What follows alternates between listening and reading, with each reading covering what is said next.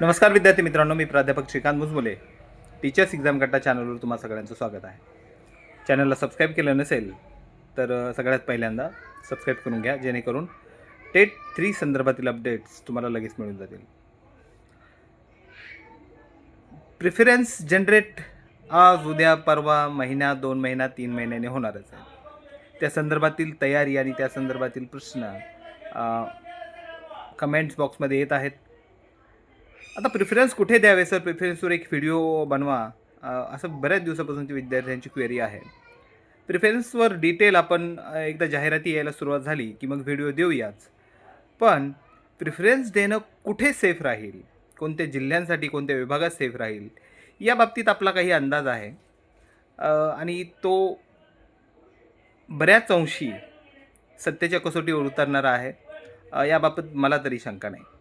असो, तर प्रिफरन्स सगळ्यात पहिले तुम्हाला जर महाराष्ट्रात कुठेही जायची तयारी असेल तर तुम्हाला कोकण विभाग, मुंबई शहर सोडून कोकण विभागात तुम्ही प्रिफरन्स द्यायला हवेत.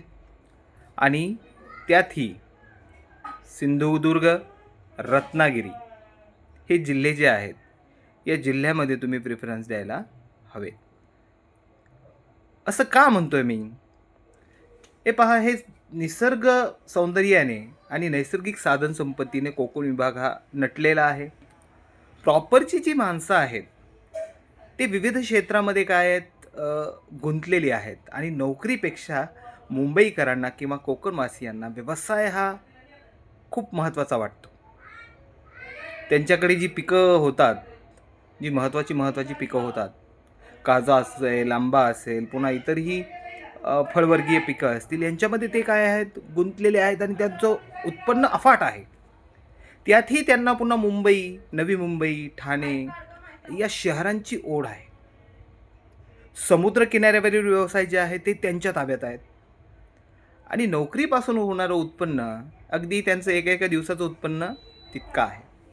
अशा परिस्थितीमध्ये जे स्थानिक लोक आहेत कोकण विभागातले, हे काय करतात, हे व्यवसायाला प्राधान्य देतात, मुंबई शहरामध्ये राहण्याला प्राधान्य देतात.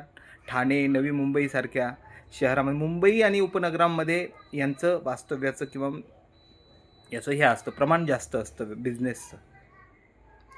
अशा परिस्थितीमध्ये स्थानिक विशेष करून काही असं शिक्षणाकडे जास्त लक्ष देत आहेत. या संदर्भातील शिक्षण व्यवसायाचे किंवा शिक्षक होण्यासाठीचे जे आवश्यक कोर्सेस आहेत आणि त्यांना तितकीशी गरजही नाही. मराठवाडा विभागातील जास्तीत जास्त मुलं जी आहेत ती कोकण विभागामध्ये नोकरीला आहेत. अलीकडेच माझे 2 मित्र भेटले होते.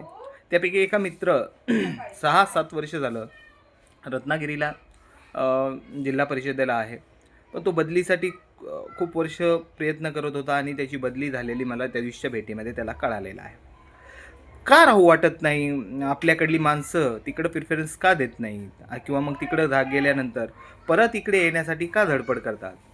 एकतर हे पहा, मराठवाड्यातलं वातावरण आणि मुंबईतलं वातावरण, कोकण विभागातलं वातावरण अत्यंत वेगळं आहे.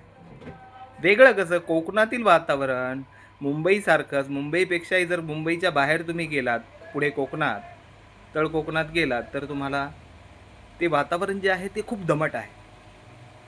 मराठवाडा असेल, पश्चिम महाराष्ट्र असेल, विदर्भ असेल, इकडली जी माणसं तिकडे जातात त्यांना ते वातावरण सूट होत नाही. बरीच जण आजारी पडतात.